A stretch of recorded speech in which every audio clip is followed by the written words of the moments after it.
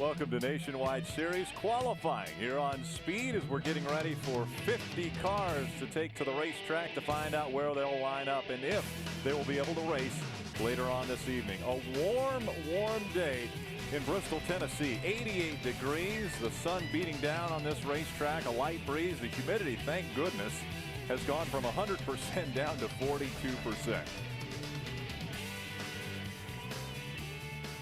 Guys getting strapped in, waiting for their chance at going on the clock here for the world's fastest half mile. Welcome once again, Rick Allen, Larry McReynolds, and Jeff Hammond. Once again, I'm glad you finally got that right. Yeah. Almost got it. A little smoother, Rick. We've had a lot of fun already today. Now we're getting ready to qualify. We've got 11 guys in this field that have won a pole in the Nationwide Series at this racetrack, and it's going to be a dogfight for not only the pole but also to get into this race for tonight. It really is. I mean, we've got 8 guys that are going to wind up going home, Rick. So, you know, they've got to get up on the wheel and make it happen. We were showing a minute again guys that are kind of like trying to attempt to do the double from the Sprint Cup Series down here at the Nationwide. So it's going to be interesting to see how they kind of bring that information that they just got through finishing their practice over here to the Nationwide Series to make any kind of air pressure adjustments or other little improvements, because as you touched on it, qualifying here could be critical. Who's up front will more likely have a better opportunity to win. And you think about it, it's been over 4 hours since these Nationwide Series cars have been on that racetrack. This racetrack has changed significantly. So I've got to believe those 19 guys that just crawled out of their Cup cars, they beelined over there to their Nationwide Series crew chief, said, we have got to tighten this race car up. And you figure those other 31 guys that didn't have the luxury of being on the racetrack during Sprint Cup Series practice, they are wondering, man, wonder what we need to do. This track has changed a lot since we practiced. Just remember, those crew chiefs were probably on the radio listening to those practice sessions. They were ahead of the game. Ahead of the game. So obviously we've got 50 cars that are attempting to qualify for the 43 spots, so 7 won't actually make it. Danny Eflin has withdrawn. Okay. So Glad we got that clarified. The 07, one of the go-homers, has withdrawn from qualifying and from this race. So now it's Stephen Wallace, who is first on the clock in his number 66. I already know what's going on with Stephen Wallace's mind. Who drew this number? Get me a name. Who drew this number? I wouldn't want to go out first, would you, Larry? No, for a lot of reasons. I mean, it's only going to get cooler. Plus, the racetrack, it's actually sat there for a little bit. And when it sits there, especially with this kind of rubber on that track, the oils just bleed back up through it. It's going to take a good 8 to 10 cars, I think, to even get the track back like it was when Sprint Cup Series practice ended. Back in 2007, Steve Wallace was the pole winner. His best finish at this racetrack is 7th. Now the mark has been set, 15.988 on lap number 1 for Stephen Wallace. So we'll have to see if that mark will hold up for at least one driver. But the next one out is one that was fast in practice, Casey Kane. Now, Steve Wallace actually slowed down about a tenth from what he ran in practice. He ran a 15.88 earlier. That first lap he ran a while ago, 15.98. 15.95 for Casey Kane, his fastest lap in practice earlier. I think this will be a good indicator of maybe somebody bringing back some of that information. He knows what the racetrack's all about. Big slide right there in the middle of the corner right there for the 38 car in Kane. Now, the downside for those 19 guys is these cars will drive significantly different for the most part from what those Sprint Cup Series cars did. His first lap, 16.38, you would anticipate he now will compensate for what he felt there. He should pick up on lap 2. Quite a bit of a pickup on lap 2 for him. 16, well, not a lot, 3/100ths of a second, 16.358. Take another look at the handful he had coming out of 4. Well, we've seen everybody in both series from the center off, under throttle, be loose, and you saw it right there. The back of that car just jerked around. I'm just wondering, Larry, if all of a sudden he just kind of tried to jump back into it a little too quick, and the car just would not hold right there. Lost that little bit of grip, and up the racetrack he went. Brian Scott on the racetrack now for his qualifying run. He actually got turned sideways in practice earlier today. His fast lap was a 16.02. He was 22nd quickest. Now his car did almost the same little bobble right in the middle that Casey Kane's did. Yeah, the stopwatch pretty much reflects it. 16.54 for Brian Scott. Way up the racetrack, we've seen pretty much everyone run so far. They haven't been able to hug that bottom portion of the racetrack as he comes out of 4 looking to improve on a 5.41. He goes 16.213 and moves up to second quick.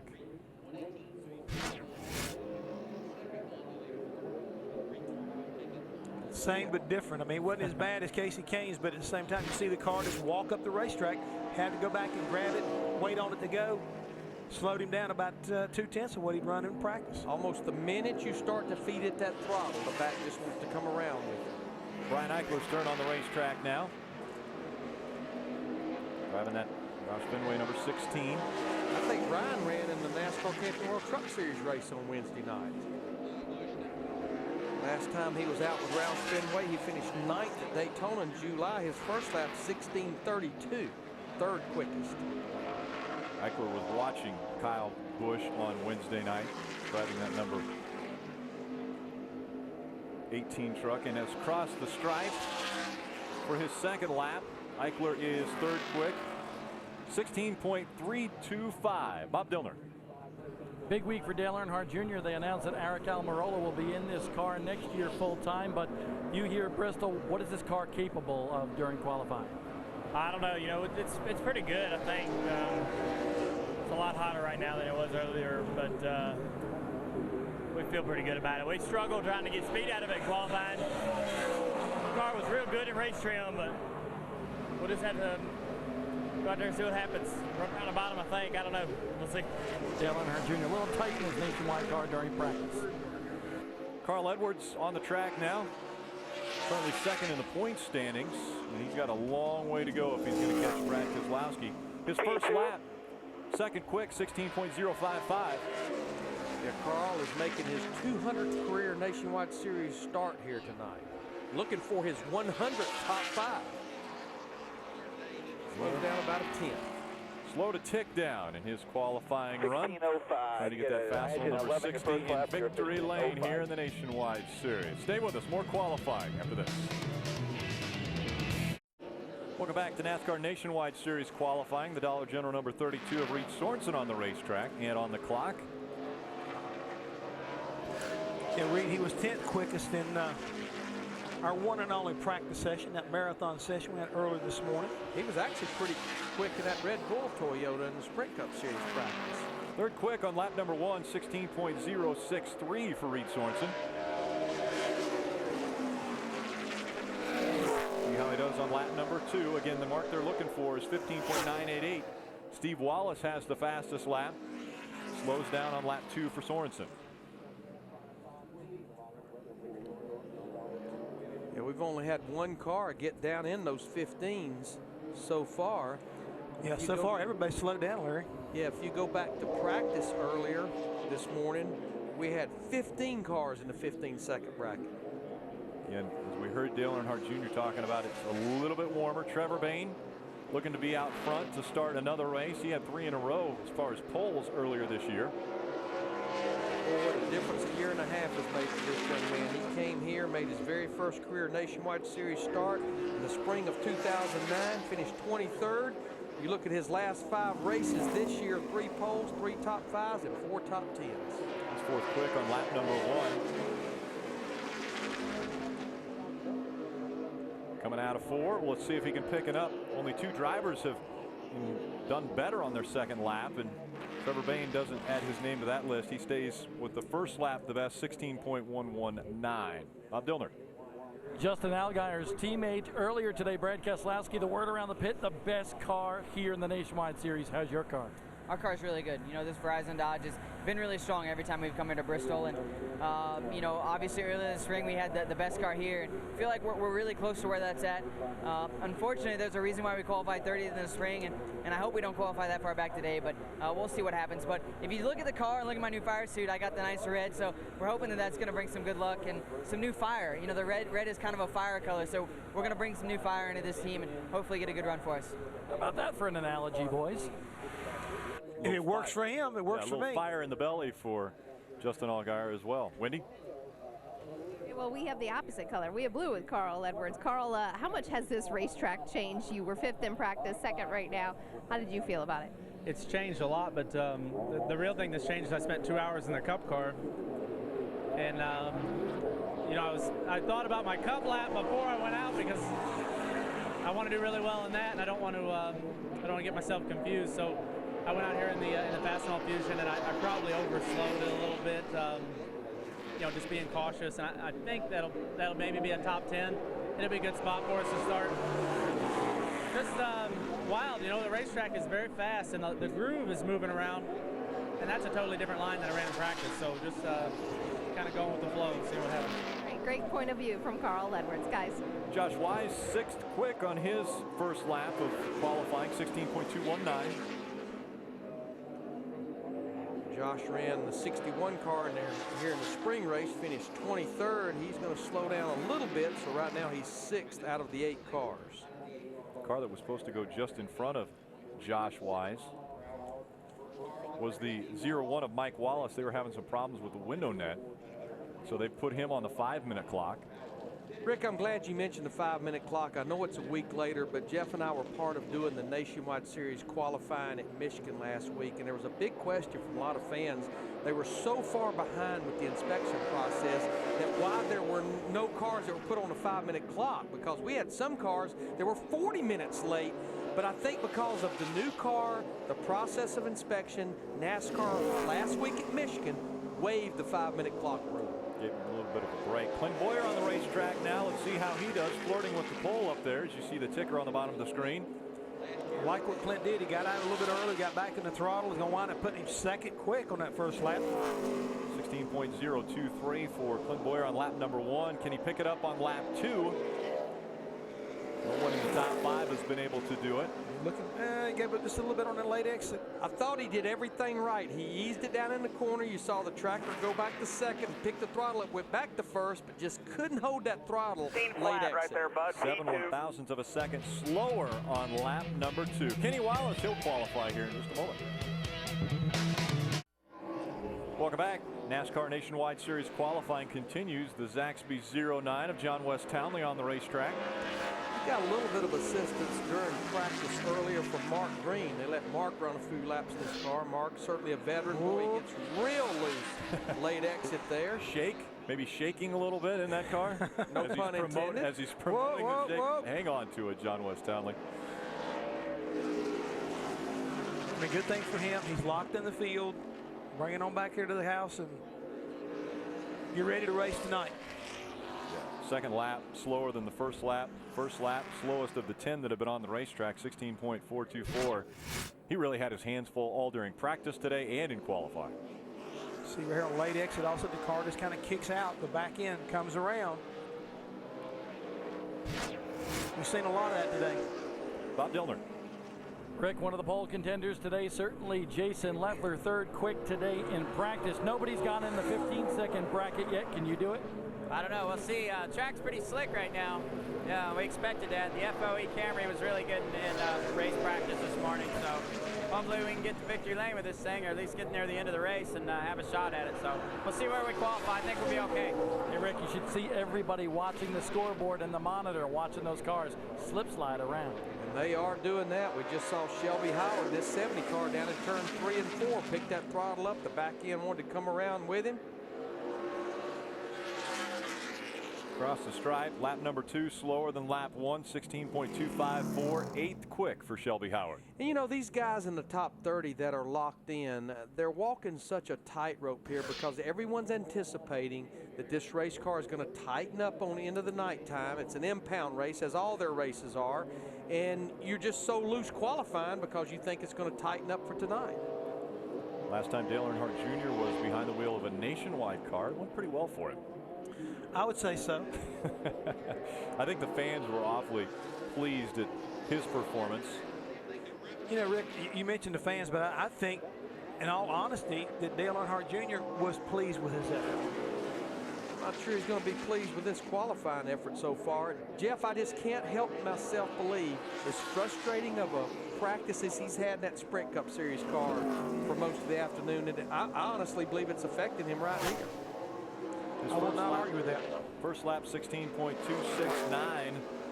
Looking to improve on that, but not looking like he's going to be able to. On lap 2, slows down a bit. So he is 9th quick of the 12 that have been on the racetrack. If he's going to get his 2nd win here at Bristol in the Nationwide Series, he's going to have to put his work clothes on.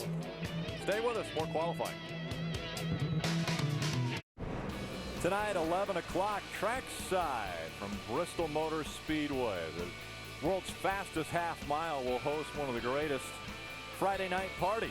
And joining them on the set, Bruton Smith, Larry Pearson, and Ron Capps. Should be a great time this evening.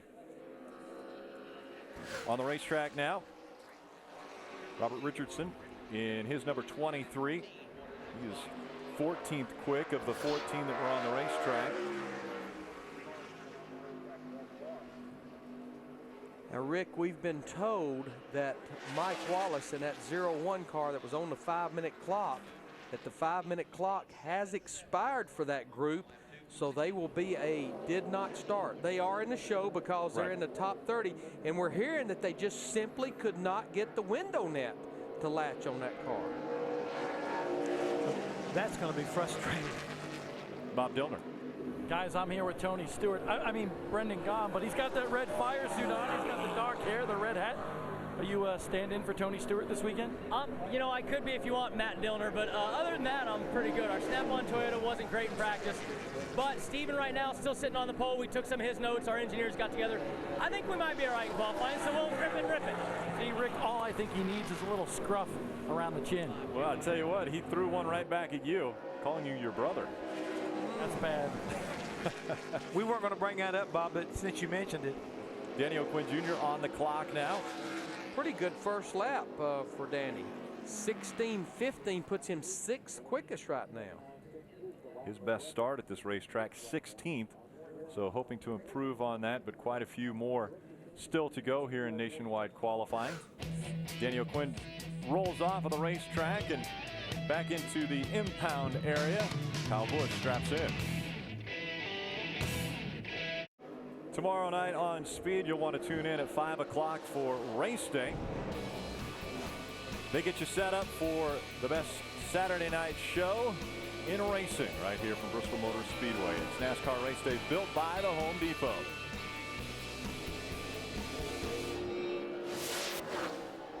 Qualifying continuing from Bristol Motor Speedway. Now on the track, Jason Keller. Laid a pretty good first lap down. In fact, it is identical to the lap that Trevor Bayne laid down earlier, 16.119. I would not be surprised if we don't have 2 or 3 ties in this qualifying session. He slows down about 1/10.5. But of course, the tiebreaker when 2 cars tie is which car is higher in the owner points, and that would certainly be the 99.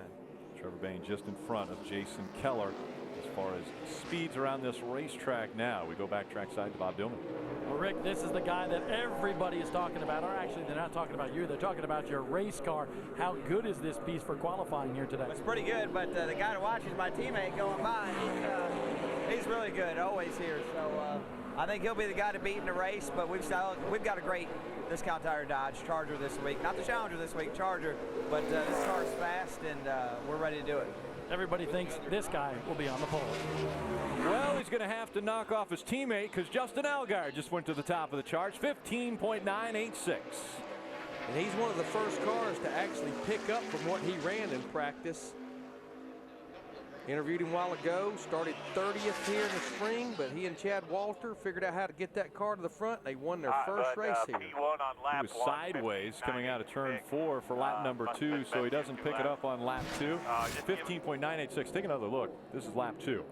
Probably a classic case. You know what? I just ran a 15.98. I think I can run an 88. Hard to get there. I think we're really seeing, guys, where you really need to concentrate on that first lap. Not the same old Bristol where you pick up on the second lap like you used to. Kenny Wallace, another driver that has been up front at the start of one of these nationwide races here at Bristol and has a win as well back in 1994.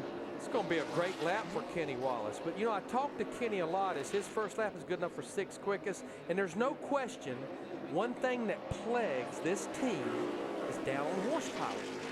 Jeff, what does that normally help when you're down on horsepower at a short track? Handling? It doesn't create spinning the tires. Yeah, exactly. So this could be perfect for this 28 car. You never want to give up horsepower, but that's a great lap for Kenny. He really is. And, you know, that might be a little early birthday present for Mr. Wallace. He got a birthday coming up here on the 23rd of this month. How about the smiley face on the tape on the nose?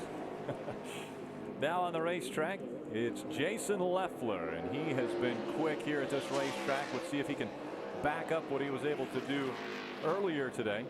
He was third quick, 15.852 on his practice run. Turn to ease it down into threes, whether or not he can get back into it off of 4. To the top of the chart, does he go? No. Third quick, 16.010. He was there until late exit of turn 4.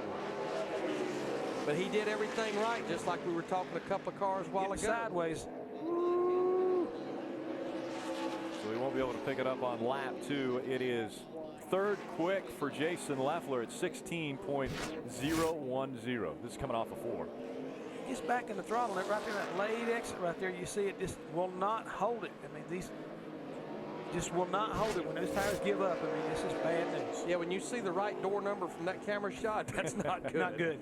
Let's go back to Bob. Slippery racetrack. Everybody taking a look at it. You turned to 94 in practice. So what do you think about this slippery racetrack? Is it on your mind?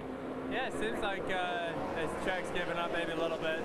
I know the rubber's probably made the biggest difference for what the Cup cars put down. So that's one of the reasons why we didn't make a micro with our GameStop motor. So I think this tire is just a lot different than what we had in the spring here, and it's kind of thrown me for a loop. I think with both cars. So trying to figure that out, trying to figure out what the tire wants, I think, and you know, hopefully tonight will help us for tomorrow with the Home Depot tire and stuff.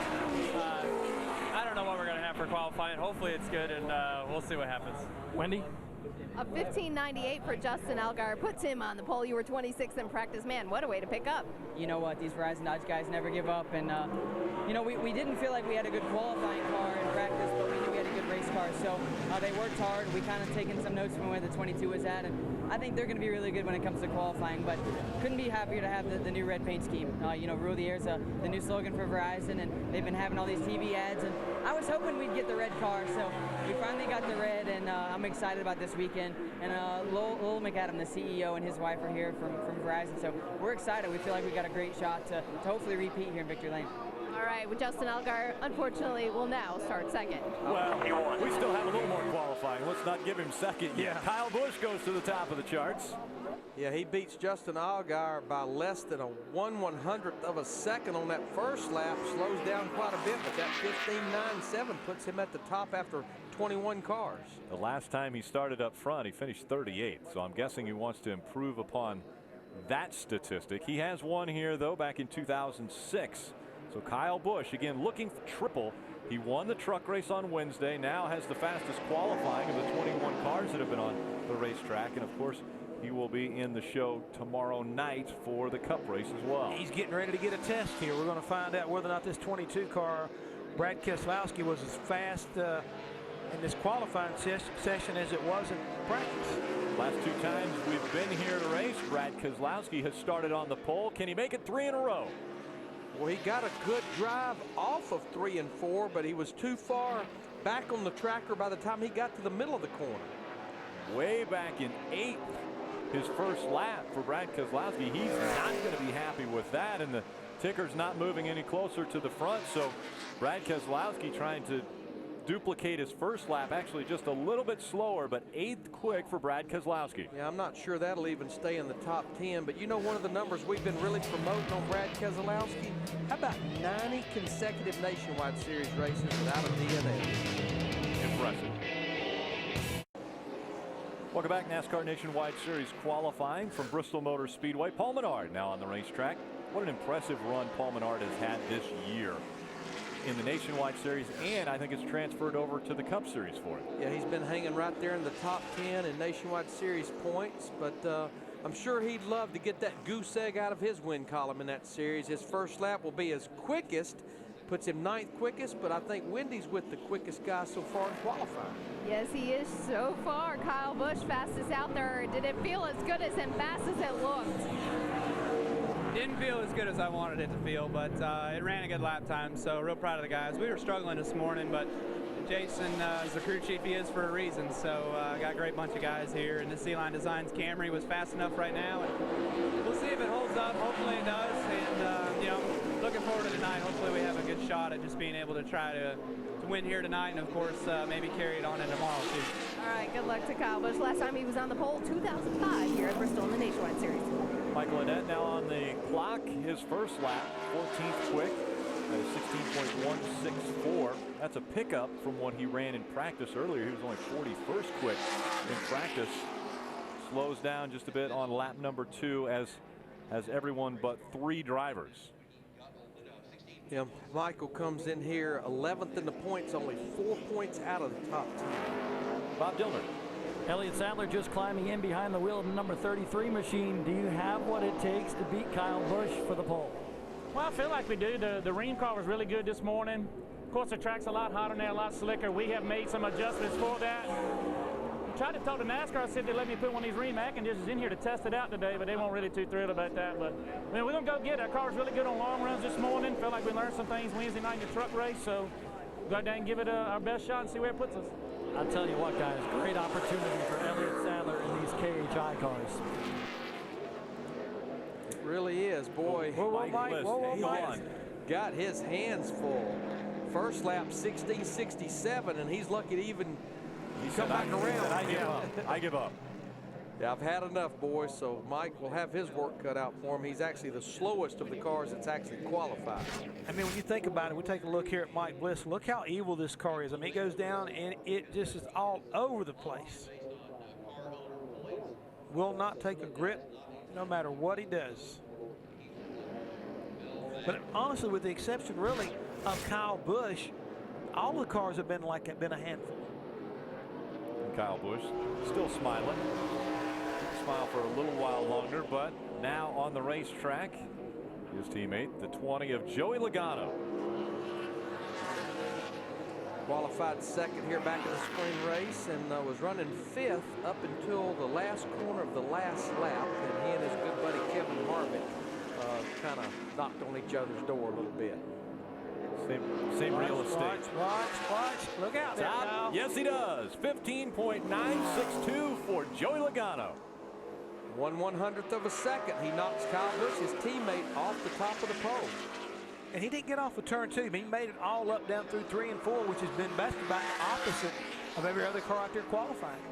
Second lap, 16.056. Good job. That's the pole Joey right now. Logano, P1, qualifying for the NASCAR Nationwide Series. So that, yeah, Kyle just said that makes me go back, right? Yes, it does. Welcome back to Bristol, Tennessee. Beautiful afternoon for racing. Ricky Stenhouse Jr. on the racetrack in his number 6 Ford. Ricky was down in his hometown of Olive Branch, Mississippi this week, and on Wednesday the mayor declared it Ricky Stenhouse Jr. Day.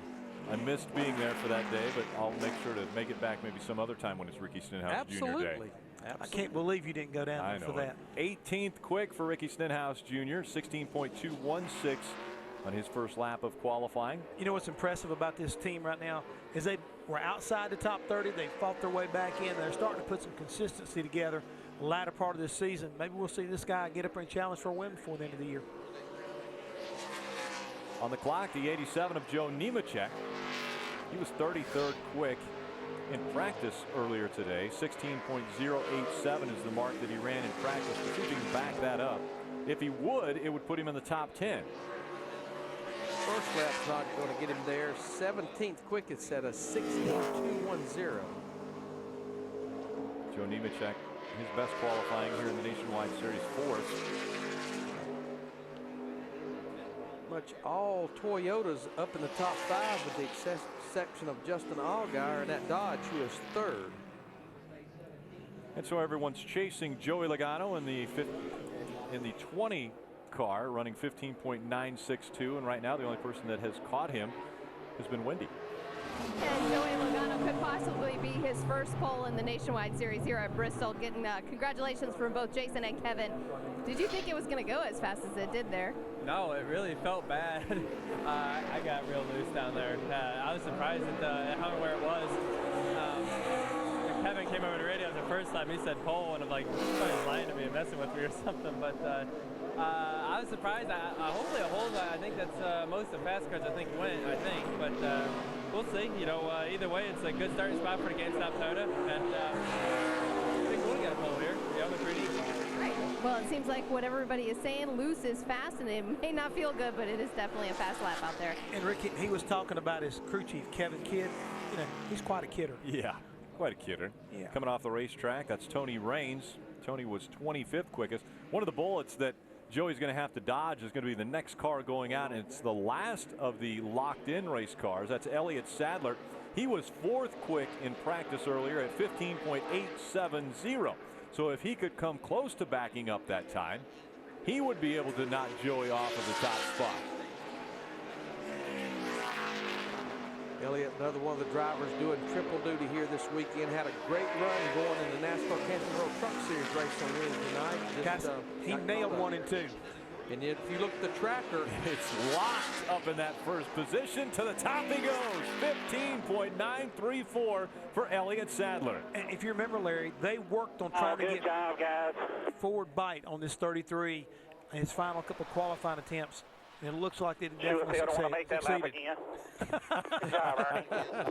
That's all I can stand, boys. But it was good enough. Don't want to make that lap again. Elliott Sadler to the top of the charts in qualifying.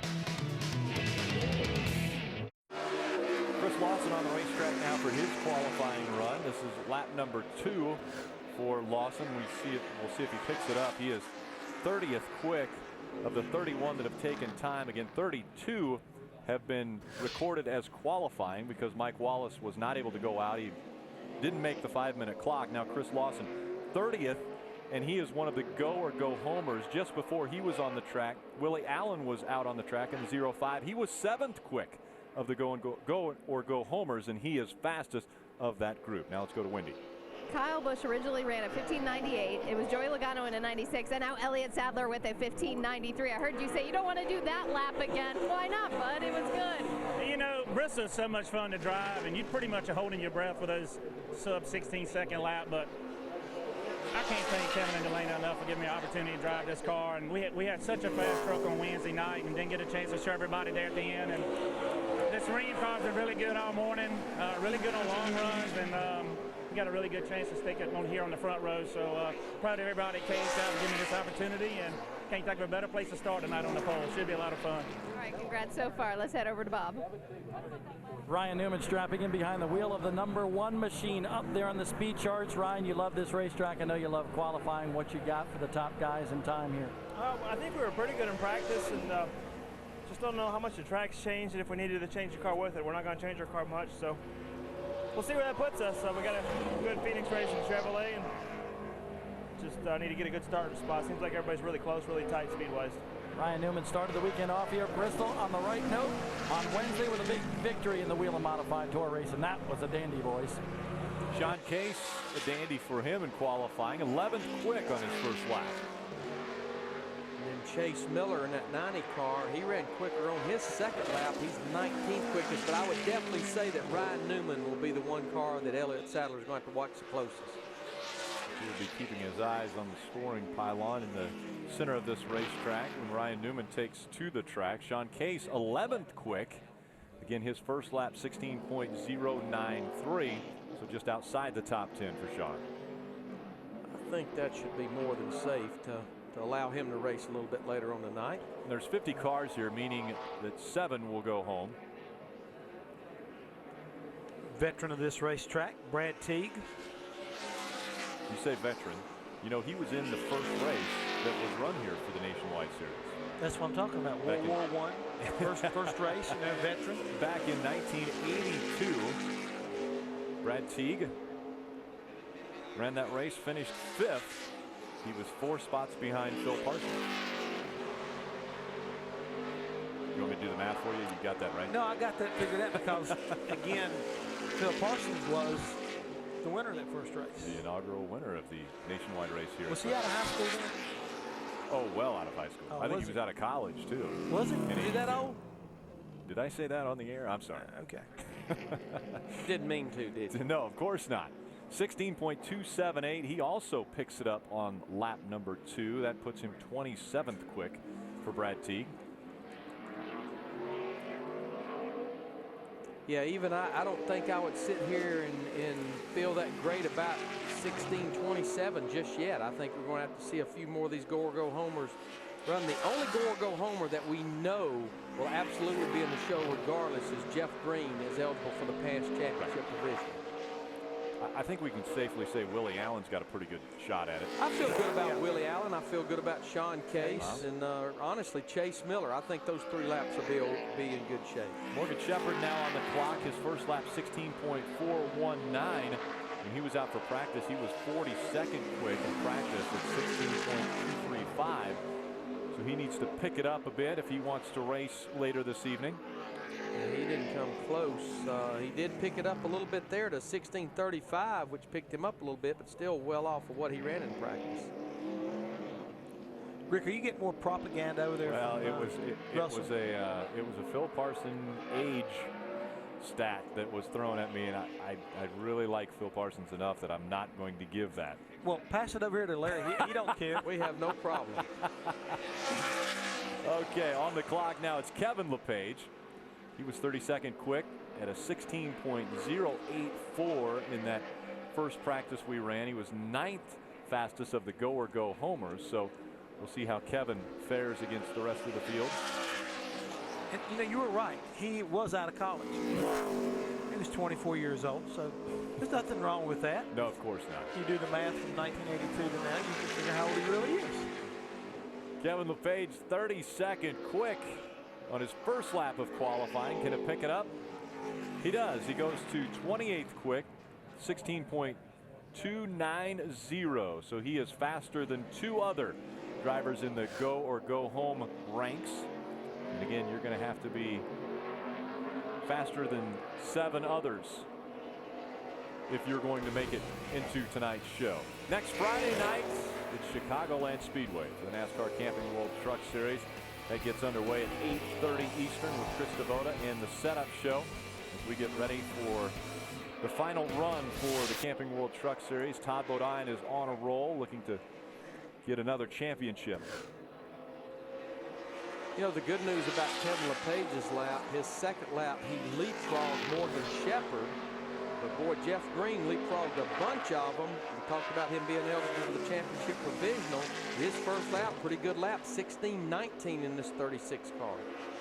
Lap number 2 for Jeff Green, a little bit slower. Bob Dillner. J.J. Yaley walking down to his number 61 car, and man, you pick a tough field to come and try to conquer here. A lot of cars. You going to get in the field? I certainly hope so. You know, based off practice, it's going to look tough. You know, Doug Taylor owns this car. He's actually ill, wasn't able to make it here. So we've been throwing a lot of things at it, trying to make it turn, and unfortunately nothing so far has worked, but we've made a bunch more changes. And, you know, it's been a while since I've been here. I got the call earlier in the week and come down, so maybe make some more laps here in Bristol, get reacclimated, and try to do them so good by getting them in the show and knocking the rust off of the cup cars. So far so good, but we still got to pick up some speed. Hopefully his car owner is watching. Hopefully he gets the field. Dennis Setzer in the 26 on the racetrack now. He was running in the Camping World Truck Series race on Wednesday. Going to do double duty. Good lap for him though, Rick. 17th quickest driving for the Keselowski. Brian Keselowski drives this car on a regular basis. Brian actually trying to qualify for the Sprint Cup Series race here this weekend. Slows down on lap 2, so 17th quick for Setzer at 16.148. It's knockout qualifying now of speed. Welcome back. NASCAR Nationwide Series qualifying continuing on the track. And that's 73, Derek Cope. Do need to mention that Willie Allen is now locked in. Felt that was going to be a safe lap, being 7th quickest, but he will race tonight. As he continues to outrun other people, the next one will be Sean Case that will be able to lock himself in. We see Derek Cope on his first lap, 19th quick at 16.154. Good solid lap there by Derek. That will lock Sean Case in. Right now, the feeling I've got, if you can run in the 16 teens, maybe the 16 low 20s, you're probably okay. But this racetrack's probably only going to start to get a little bit quicker. We're starting to get a little bit of shade over in turn 2 now. Parker Kligerman on the racetrack. Running a limited schedule. His last outing, he finished 13th at Chicagoland Speedway last month. His season best start, Daytona in July, where he was on the outside pole. See the Pelter brothers right there on the hood of that car. Those guys that have the TV show that do the logging, the big logs. They got in behind Parker. He needs to pick it up on this second lap. That lap there, 16.307, but he's working on bettering it just a little bit. And the good news, he did pick it up, and he went across Kevin LePage, but that will lock Dennis Setzer in the 26 car now in. 16.285, the time of record for Parker Kligerman, 31st quickest. It's going to be hundreds, maybe thousands, that separates who makes this show and who goes home. And that 22 hundredths of a second you were talking about, that pickup could be the difference between going home and staying here tonight and racing. Elliott Sadler needs to be watching very closely to the pylon now as Ryan Newman's on the racetrack. But you know, the bad thing about it, I don't know how he's approaching this, but Ryan needs to make the race. You know, 33 car was locked in. He had an opportunity to kind of throw caution to win. Right now, this first lap good enough for 9th quickest, and it will lock him in automatic. I think you're absolutely spot on, Jeff. You know, he knew he could not try to set a new world close record for a half-mile racetrack, because if he bobbles, gets loose, doesn't make the show. But right now he's 9th quickest at a 16:03 on his first lap, so he's locked in. Locks himself into the show. So Willie Allen, Ryan Newman, Sean Case, and Dennis Setzer are locked in. The next guy on the bubble is Derek Cope at 16.154. So if you can outrun Derek, you'll lock yourself into the race for this evening. You know, going back to Ryan Newman, thinking about Kyle Busch, how many times you come to a racetrack, you have two drivers that have the potential of winning the triple? And right now, we've got two of them. Got two of them. Won't be the first time that Kyle Busch has been in that position, and I think he's done 2 of the 3. Came real close, I think, at Texas, right? But he's never had competition. Kyle Busch has also won. Think about it. He's won 2 races in one day. Oh, yeah. Auto Club Speedway, yes. I think. Very impressive. Drew Herring will bobble on his first lap. And not a lot of help on the second lap, but he did pick it up a bit. 16.326. He's 35th quick. And he's only beat 2 of the other go or go home drivers. So it might be a tough night for Drew Herring. See him going down into turn 1 and 2. Car just bobbled right there. And I mean, that clock is ticking away when all that's going on. I mean, as quick as he was able to come back and recover on that second lap, that first lap would have been pretty sporty if he could have made it through there. Now that did lock Derek Cope into the show. Derek Cope gets locked into the show, so that puts Chase Miller now on the bubble at 16.169. Sons of Anarchy on the hood for Mark Green. Premiering on FX Tuesday, September the 7th. I think they also got a little bit of signage on Kenny Wallace's car as well. I think if anyone would come up from that show and say, I want to put my name on your car, you'd say yes. Be more than happy. Absolutely. Not a problem. We'll take care of that for you. Mark Green is 25th quick, and he picked it up on lap number 2 by 1/1000th of a second, 16.202. I think he's going to be fine also. Larry talked about it. If you run down in the low 20s, should turn out to be pretty good for you. Yeah, because Chase Miller just got locked in at that 16.16.9. The one guy who got knocked out was Parker Kligerman. Stay with us, more qualifying.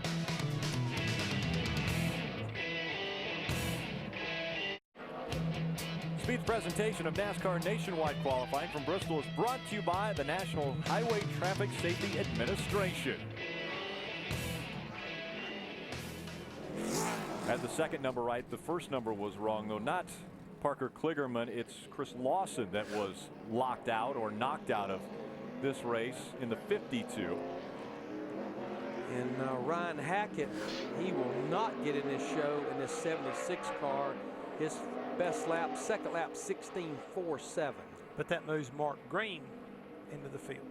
So Mark Green is in. Now the bubble is at Brad Teague at 16.278. So if you outrun Brad Teague at 16.278 or 32nd quick, you lock yourself into this race. And you see the green line, that 32nd position. If they can get to that, they lock themselves in. J.J. Yaley's not going to do it on lap 1. 16.552. He's got a long way to go, and he's taken the long way around this racetrack. Don't think that's going to work, J.J. He's got to pick up 3/10 on this second lap, and I just don't see it getting there, so I don't think he will race tonight in the 61 car. They said they were struggling getting the car to turn, and it sure didn't look like it wanted to turn either one of those laps. He winds up 42nd quickest in the 61 car. We'll have to try it again next week. But local favorite Brad Teague in that 0 car, he is now locked in at a 16.27. Johnny Davis got to be pretty happy about that. A little nervous about Eric McClure here in his 24 car with about 10 minutes to go in practice. He was running well quick enough, I think, to qualify for the show. Either had a right front tire go down or bottomed out, crashed the primary car. He's making the very first laps in this backup car. Here's the first lap. Can he beat 33rd? Oh, baby, come Looking on. good. He bounces back out. He's going to have to do it on lap 2 if he wants to lock himself in on this qualifying run. All he needs to pick up, though, is about 4/100ths of a second. He's flirting with it. Oh, no! Back into the wall goes Eric McClure. That's 2 cars in one day. And you know the worst thing that happens to these go or go home guys, Rick, whether it's Sprint Cup or whether it's nationwide, that crew chief comes on the radio after lap 1 and says, I need a little bit more. Well, and the other thing that could be bad here is Eric McClure still could make this race on his first lap. 16.315, depending upon hard hit. That was a hard hit, very hard hit. You hit here, about any kind of a hit is hard. That's 2 hard hits for him today. One with the right front. Now this one here backing in that outside safer barrier. Yeah, that would hurt a little bit too. Yes, a little bit too. Yeah, this was earlier today.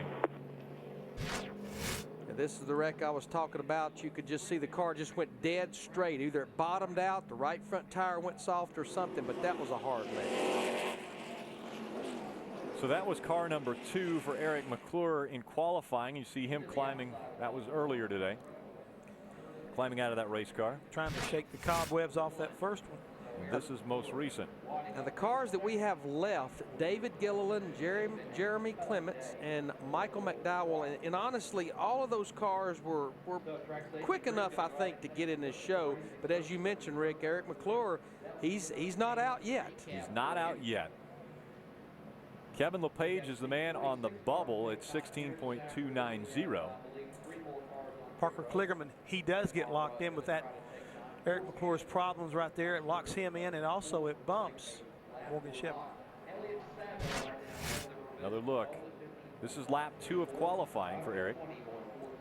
Minute he got that thing to the bottom of the racetrack, you can see the back end just comes around. We've not seen a lot of cars loose getting in the corner. We've heard some drivers complaining about it, but most of the problems been from the center off. So the safety crews will go to work and clean up the racetrack before qualifying continues. Eric McClure is going to climb out. They're assessing the damage to the back of that race car. Again, there's just 3 cars still to qualify, so they've got to wait for 3 cars to find out if they need to fix that car. Right now, at least. Can I interject something? When you assess the damage on that race car, we have a term down in the garage area. It's kilt. Yeah. You will not fix that race car, not tonight, in quick enough time to get it ready to go. There'll have to be some creative work done. You can see how disgusted Eric is. He don't even take his helmet off. He gets out, heads toward the transporter. Yeah, it's not that long till these guys take the green flag for this 250-lap race tonight. Well, Wednesday night on Speed, during prime time, it's an all-new episode of the original stunt riding series, Stealth Rider. That's at 8 o'clock. Then at 10, it's Intersections. You get pushed to the limit with Intersections. Get your heart racing. Those are Wednesdays, starting at 8 Eastern on Speed. Now, David Gilliland in this 91 car, definitely quick enough in practice that he could be a player, but I think he's going to be a lot like Ryan Newman. He knows he's got to play it a little bit conservative, but halfway down the back straightaway, he's got a 10th in the bag. Can he hang on? If our tracker is right, across the stripe in 30th. Our tracker was not right there, but the good news is David is locked in. He clicked off a lap of 16.237, which means he will race tonight. And across the stripe for lap number 2, he picks it up again. 24th quick, 16.182. That's going to send Drew Herring to the house in that 43 car. You know what we had on that tracker? That was a crew chief tracker. It was. A little quick, a little quick. A little quick. Well, right now, McClure, who just was involved in the accident, he is the next guy that will be knocked out of this race. Jeremy Clements on the track. If he's able to run a 16.290 or better, which it looks like he's going to be able to do, that will knock Eric McClure out of this race. Yeah, he's going to be in good shape. A little tail happy coming off turn 4, but he's locked in 19th quickest. So that will send Eric McClure to the house in that 24 car. 16.149, lap number 1 for Jeremy Clements. Keeps digging on lap 2. Rick, Jeff, this qualifying session has not let us down. Elliott Sadler is the quickest at a 15.93. Eric McClure just got sent home at a 16.31. About 3.5 tenths. Yeah, we talked about the 3.5, 4 tenths. Very close. Separating the field. Jeremy Clements coming off the racetrack. The last car to qualify will be Michael McDowell in the 81.